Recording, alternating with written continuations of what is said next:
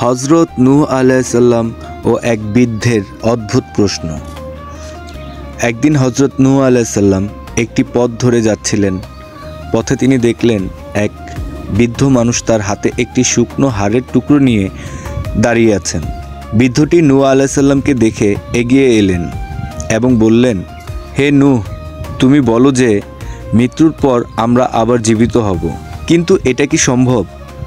এই যে আমার হাতে থাকা শুকনো হাড়, যা বহু বছর আগে মাটির সঙ্গে মিশে গিয়েছে, এটি কি আবার প্রাণ ফিরে পাবে? নূহ আলাইহিস সালাম একটু থামলেন, তারপর ধীর স্বরে বললেন, হে বৃদ্ধ, তুমি কি কখনো বৃষ্টি হতে দেখেছ? বৃদ্ধটি বলল, হ্যাঁ, অনেকবার দেখেছি।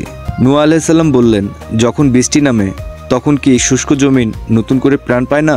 যেখানে এক ফোঁটা সবুজ ছিল না, সেখানেই কি ঘাস, গাছপালা ও ফুল জন্মে না? বৃদ্ধটি মাথা নেড়ে বললেন, হ্যাঁ, সেটাই হয়।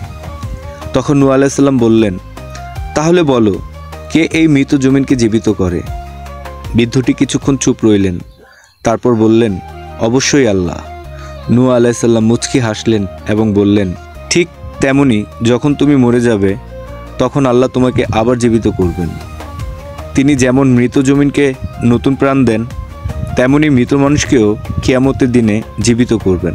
বৃদ্ধটি হতভম্ব হয়ে গেলেন। তিনি বুঝতে পারলেন তার ভাবনাটা ভুল ছিল। তিনি বললেন, আমি বুঝতে পেরেছি, সত্যি আল্লাহ সব কিছু করতে সক্ষম। এই ঘটনার মাধ্যমে আমরা বুঝতে পারি, পুনরুত্থানের ধারণা শুধু বিশ্বাসের বিষয় নয়, বরং প্রকৃতিতেই তার বহু নিদর্শন রয়েছে। আল্লাহ প্রতিনিয়ত আমাদের চারপাশে উদাহরণ সৃষ্টি করেন, কিন্তু আমরা অনেক সময় তা বুঝতে পারি না। বন্ধুরা, আমার এই ঘটনাটি ও ভিডিওটি যদি আপনাদের ভালো লেগে থাকে তাহলে প্লিজ লাইক, শেয়ার, সাবস্ক্রাইব করে পাশে থাকুন।